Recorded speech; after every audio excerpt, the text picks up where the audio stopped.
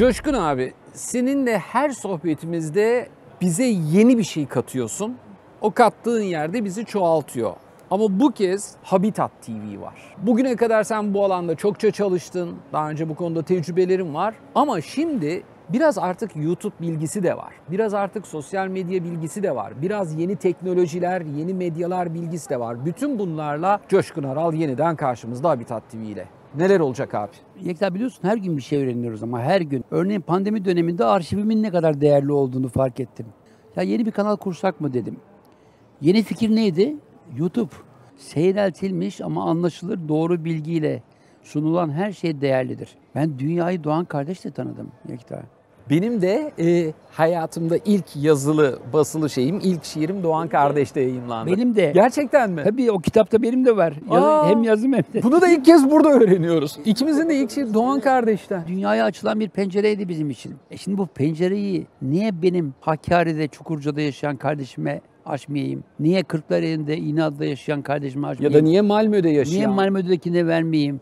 Yani dünya dediğimiz zaman sırf dünyalık derdine giren bir anlayış bizim bütün bu coğrafyayı etkiledi. Biraz önce söylediğin şeyin altını çizmek istiyorum. Çok önemli. Dünya olmadıktan sonra dünyalık neye yarar? Hiçbir şekilde. Net. İşte o zaman dünyanın kaç bucak olduğunu da bilmemiz lazım. Doğrusunu da doğru örnekleriyle. İşte şu anda barajlarımızdaki su seviyesi Allah'tan geçtiğimiz haftalarda bir %10 artış yaptı diyelim. Ama yarın öbür gün kıtlık yine gündemde. O zaman doğru sulamanın, doğru tarım politikalarının, doğru tüketmenin, bütün bunları anlaşılır biçimde. Ben sana masal tarzı demiyorum ama yeri geldiğinde anlaşılır örnekleriyle vermen lazım. Habitat'ta biz onu yaptık. Şu anda 6 dakikalık, 11 dakikalık, 21 dakikalık versiyonlarımız. Şimdi biz Covid-19 yüzünden yarasaları suçladık. Benim yapmış olduğum belgesellerden bir tanesiydi. Ya yarasaları suçlamayın. Ben onları yedim, ben de yedim. Yani hayatımı devam ettirmek için o İBAN yerlileriyle, dayak yerlileriyle 3 ay kaldığımda jungle'da onlar onu yiyordu, ben de yedim. Abi hiç şey oldu mu? Yani önüne geldi ama yok artık ben bunu da yemem dediğin oldu mu? Yoksa hani gerçekten dünyanın dört bir şeyini yedin mi? Son videom böcek yiyeceğizdi. Onu yayınladım. Bayağı iyi izlendi. Önce FAO açıklama yaptı. Geçtiğimiz hafta da Avrupa Gıda Güvenlik Ajansı açıklama yaptı. Artık biz böcek tüketeceğiz çünkü bir gün kanatlı hayvanlar işte bir pandemi yüzünden, onların bir pandemisi yüzünden telef oluyor.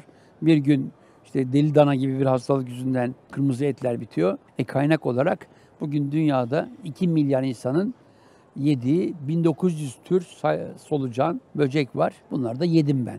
Ama yerken diyeceksin ki nasıldı? Valla o yine yerlilerden biriyle yedim. Tabii istemeyerek yediğim ama sonradan da çok ciddi dizanteri olduğum fare var. Nerede yedin abi onu? Kamboçya'da. Neydi? Koşullar neydi yani onu? Yani bir gerilla kampındasın. Günlerce açlıktan geberiyorsun. Bir gerilla kampında haber için gittin. Haber için gittim. Açlıktan geberiyorum yani hiçbir şey yok yiyecek. Bir kampa uğradık. Kızılkımerlerin kampı. Baktım adamlar böyle güzel mutlar geçirmişler. Bambuyla ateşte közde pişiriyorlar. Yanlarına gittim. Yanımda bir Fransız arkadaşım var. Yanlarına oturdum. Otur dediler falan. Neredensin? Türkiye'yi tanımadılar. Arkadaşımız Fransızım deyince oturun ne güzel dediler. Yer misin deyince ne güzel dedim. Ben yani kuş falan zannettim. Aldım ağzıma götürdüm. Arkadaşıma soruyorum ne oldu sorsana. Sayfayı çevirdi. Tarla faresi dedi. Geçmiş olsun, iyi ki buradasın, ona geçmiş olsun diye ama peki gidip senin bazı yerlerde mahsur kaldığını biliyorum. İşte o İBAN'lara giderken oldu. İşte o da İBAN'lara giderken oldu değil mi mahsur kalma hikaye? 91 yılı Amerikalı bir arkadaşım vardı. Kendisiyle bir safari kitabı yapacaktık. Robert Young Pelton çok meşhurdur. Pelton diye girilirse Coşkun Aral Pelton. O kitabın fotoğraf işini üstlendim ben. C-130 uçağını kiraladık. Bayağı bir ciddi para, 30 bin küsür dolar. Korkunç bir fırtına çıktı. Uçak yükselemedi. İşte uçağın içinde ben, Robert, bir de 2 tane uzman, o bölgedeki yerel dilleri bilen İngiliz uzmanlar. Biri hakikaten böyle Rambo gibi bir tip. Her şey kokpitte geçiyor bizim. Uçağın içi bomboş. Her taraf tarla ama engebeli, yani yağmur ormanları. Adam buraya iniyoruz dediği yer, baktım tepe böyle. Biraz sert olacak ama ineceğiz. Bende de böyle su altı kılıfıyla bir kamera var. Artık tamam dedim, dualarımı ettim. Çekiyor musun bir yandan o anı? Kayıtları var. Ha, kayıttasın. Kayıttayım. Uçak indi. Ön tekerlek kırıldı. Habire pataküte gidiyoruz. Ön cam patladı. Kanat koptu. Böyle oldu. Bambulara çarptık al. Bir baktık inanılmaz bir benzin kokusu. Biz kalkıştık oradan. Ellerimizde böyle pelikan dedikleri su geçirmez çantalarımız. Patlama olmadı. Olmadı. Bir anda baktık böyle onlarca oranın yerlisi. Benzin kokusuna gelmişler. O kırılan kanattan akan benzini toplamaya gelmişler. Toplayacak, satacak. Hayır. Meğer o dönemde bu bahsettiğim yıl 91-92 o bölgedeki yağmur ormanlarını mahveden firmalar bunlara jet ski'ler vermişler. Motor vermişler ama yakıt yok. Onu kullanacaklar. Geldiler saatlerce o benzin bitince Size kadar saldırgan beklediler. davranmadılar. Bir de yani giyimli kıyafetli şeyler. Anladım. Yani tam böyle bizim Anladım. balta girmemiş orman Otantik yerlisi değil Çünkü yani. Artık jet ski ile tanışmış. Çıplak yaşayan insanlar ama üstlerinde Bill Clinton tişörtüyle falan yaşayanlar. Helikopter aldı bizi başka bir bölgeye götürdü. 2 ay kaldık orada. 2 ay. 2 ay. Ve orada işte o abuk subuk Ve o şeyleri mahsur yedim. kalmak tabii yani. Değil mi yani sonuçta? Normalde iyi de oldu çünkü o bölgede gördüğümüz kabileyi başka yerde görme olasılığımız yokmuş. Balı Kenyan diye bir topluluk. İnanılmaz görüntüler var. Hatta yani bir sergilik malzeme çıktı oradan. Direkt primitif halde yaşayanların da arasına gittik. Çünkü bu bölgedeki dayaklar bölgenin toplumunun genel ismi. Aralarında Bir sürü küçük Kenyanlar, küçük kabile. İbanlar bir sürü şeyler var. Mesela bu İbanlara gittik. Bunlar bayağı kelle avcısı. Yani neyle kestikleri falan görüyorsun. Yıllar sonra ben oraya gittim. Hatta onlardan bir tanesi otel olmuş. Yani o değişimlere de tanık oluyoruz. Mesela 91'de gittiğim yere ben 89'da da gitmiştim. Kendilerine yapmış olduğum videoyu verdiğimde böyle güneş panelli bir sistemle bir video oynatıcısıyla televizyon izliyorlardı. Işıldakları falan vardı insanların. O 10 değişim. bin yılda olmayan değişimi sen 2-3 yılda görebiliyorsun. Bu iletişim ve ulaşım çağında. Şimdi Coşkun abi sana böyle hani öyle şey derler ya, sen dünyanın kaç bucak olduğunu biliyor musun derler ya, birazcık argo, sana biri bunu dese senin vereceğin cevap belli. Evet biliyorum çünkü neredeyse bütün bucaklarını Yani gördüm. gidemediğim yerler var. Var ama çok az yani. Hani İşte bu Gabon, Kamerun, işte oraya inşallah gideceğim. Davetler var. Gabon ve Kamerun gibi böyle Afrika'da. birkaç tane sayılabilecek yer. Bu gittiğin yerlerde şimdi ben bugün burada hani Iga Pass Lounge'dayız. Birazcık böyle hava alanı, uçaklar, yolculukla ilgili soru sorayım istiyorum. Bu konuda soru soramayacağım tek insansın. Yani bindiğin uçak kaçırılır mı? Bir gazeteci için. Evet, içinde gazeteci olup kaçırılan uçak var ama fotoğraf yok. Dünyada. Kaçırıldığı andan itibaren yani anons yapıyorlar. Biz şu andan itibaren bu uçağı kaçırıyoruz anından itibaren. Operasyona varan bütün aşamaları dünyada görüntüleyen tek kişiyim. 4 günde Diyarbakır cezaevinde kaldım bu yüzden. Muhteşem. Ne uçağıydı bu? Diyarbakır Türk Hava Yolları uçağı Boeing 727 İstanbul'dan Ankara'ya giderken İran'a götürülmek istendi. Erzurum'dan geri döndü çünkü İran-Irak Savaşı vardı, sınır kapatıldığı için İran kabul etmedi. Diyarbakır'a indirildi. Operasyon yapıldı 12 saat sonra. 12 saat uçağın içinde rehin kaldım bir de.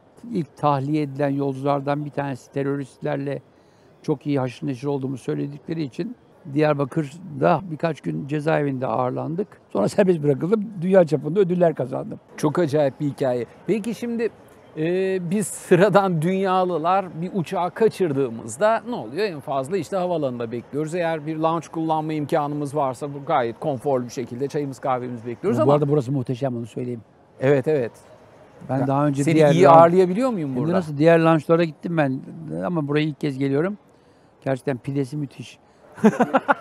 Harika, harika. Gerçekten ama pidesi Çok güzel, müthiş. çok hakikaten çok Ben güzel. sonra sana köftesini de, tavuğunu ve köftesini de tavsiye ederim. Onlar başka da zaman için. yeriz. Başka bir zaman. Her zaman burası senin. Ben de buranın sahibiymişim gibi konuştum ama her zaman senin. Şimdi sen bir uçağı kaçırdığında Coşkun abi bizim yaşadıklarımızdan çok farklı. Biz uçağı kaçırdığımızda dediğin gibi pidemiz, kahvemiz bilmem ne ya da havaalanının başka bir bölgesindeysek de konforlu geçiriyoruz. Sen uçağı kaçırdığında savaşın içinde kalıyorsun. Ormanın kuytusunda kalıyorsun, dağların tepesinde kalıyorsun. En kötü bir uçak kaçırıp mahsur kalma hikayen nedir? Çok var ya. Yani En kötü demeyeyim de yani aklına gelen nedir diyeyim, çok olduğu için şu anda aklıma mahsur gelen. kalma Ruanda'da oldu. Ruanda'da meşhur tarihin en önemli soykırımlarından biri. Malum işte 2 ayda 1 milyona yakın insan öldürüldü. Hutularla Tutsiler. Tutsiler. Yani olay birbirine kırdırılan iki toplum. Kırdıranlar belli. Barışta olmaması için barış görüşmelerine giden devlet başkanlarının uçağını düşürüyorlar. Kendi gizli servisleri. Sonra iki toplum önceden planlanmış bir ötekileştirme politikasıyla birbirine kıydırılıyor. Ve bu katliam başladığı anda arkadaşım Gökhan Acun'la beraber Nairobi'den işte Tanzanya, Arusha üzerinden oraya gittik ve hakikaten korkunç bir olaya tanık olduk. Döneceğiz. Bu arada Arusha'dan Birleşmiş Milletler'in bir uçağına binmiştik. Uçak küçük. Yani bunlar küçük 8 kişilik uçaklar. İyi de para verdik. Birleşmiş Milletler'in adına çalışan bir misyoner örgütü. MAF diye bir örgüt.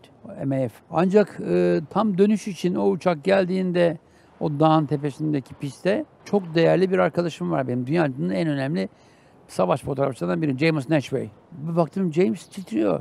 Neyin var? Malarya. Ona bir coşkun demedi. Kaskun diyor. Kaskun dedi, işte hastayım dedi. Tabii dedim git. Hatta çıkardı böyle tomarla parayı da. Ya manyak mısın dedim. Başka uçak tutarsın dedi. Onunla yine bir kızcağız vardı. Ben ve Gökhan yerimizi verdik. Siz kaldınız. Kaldık. En yakın yerleşim birimi o dağın tepesinden indikten sonra 3 günlük karayolu. Çünkü bataklık o bölge. Daha önce bu Camel Trophy'lerde bildiğim bir bölge benim. Ama hakikaten bir Hızır aleyhisselam gibi bir Land Rover. İçinde 2 kişi. Biri hasta, biri İtalyan. Uçak geldi mi dedi. Evet gitti dedik. Allah kahretsin dedi. Hastayı götürecektim dedi. Siz kimsiniz dedim. Ben dedim mühendisim dedi. Biz dedim Türk gazeteciyiz. Karakaya Barajı'nda mühendislik yaptım. İsterseniz sizi götüreyim dedi. Şantiyelerine götürdü. İşte 2 gün orada kaldık. Orada bizi Arusha'ya götürdüler. Arusha'da birkaç gün kaldık. Sonra döndük. O sayede hiç değilse yani o mahsur Yani o bir kalmanın en haftalık konforlu yürümeyi. halini Evet, yaşadın. Ama yani uçak yok, düşünebiliyor musun? Bitti. En yakın uçağın, mesela bir deniz uçağıyla gidiyorsun bir yere. Amfibi uçak.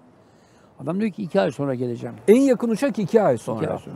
Amazon'da oldu. Kendi kiraladığım uçak. Oradan pazarlığımızı yaptık. Bizi bu kafa küçülten yerlilerin arasında götüreceklerdi. Oradan itibaren biz kendimiz gideceğiz. 15 gün sonra gel bizi al dedik. Baktık ki uyanık. Önce hesabı yaparken evet dedi. Perulu iş adamları. Ben parayı 2'ye böldüm. Hani o filmlerde olur ya. Yarısı bende, yarısı onda. O nedenle geri döndü Allah'tan herif. Böyle şeyler inanılmaz ya. Parayı 2'ye bölüp verdin yarısını, ondan sonra iş bitince yapıştır. Tabii ki. Şimdi o zaman hemen şeyi sorayım. Yani elbette bu videoyu seyreden herkes haberdar olacak Habitat TV'den ama olur da bir kişinin haberi yoksa nasıl seyredebilir, söyler misin? TV bu. Abone olacaklar. Tamam. Onun Go versiyonuyla cep telefonundan da, tabletten de, akıllı televizyondan da izlenebiliyor veyahut da uydudan. Harika. Hangi, yani yaşadığımız dönem içinde, senin de yaşadığın dönem içinde ama çekemediğin hangi olayın fotoğrafını çekmek isterdin? Ya tanık olduğum savaşlarda çekemediğim, çekmek istemediğim şeyler oldu. Ama yani bir savaşın bitiş anının, o savaşanlara duyurulduğu anı iki tarafta çekmek isterim. Ve rahmetli Abidin Ustam gibi onun Nazım'la olan o konuşmasında mutluluğun resmini yapabilmek, barışın resmini yapabilmek önemli. Ben onu çekmek isterim. Yani belki son fotoğrafım da olsa onu çekmek isterim. Senin hiçbir zaman son fotoğrafın olmasın, hep bizimle birlikte ol. Ama senin şu sözünün üstüne de söz söylemek bana yakışmaz. Çünkü Coşkun Aral harika bir final yaptı. Hepimiz bir gün gerçekten barışın fotoğrafını çekelim. Böyle diliyoruz. Sevgiler abi, çok sağ ol.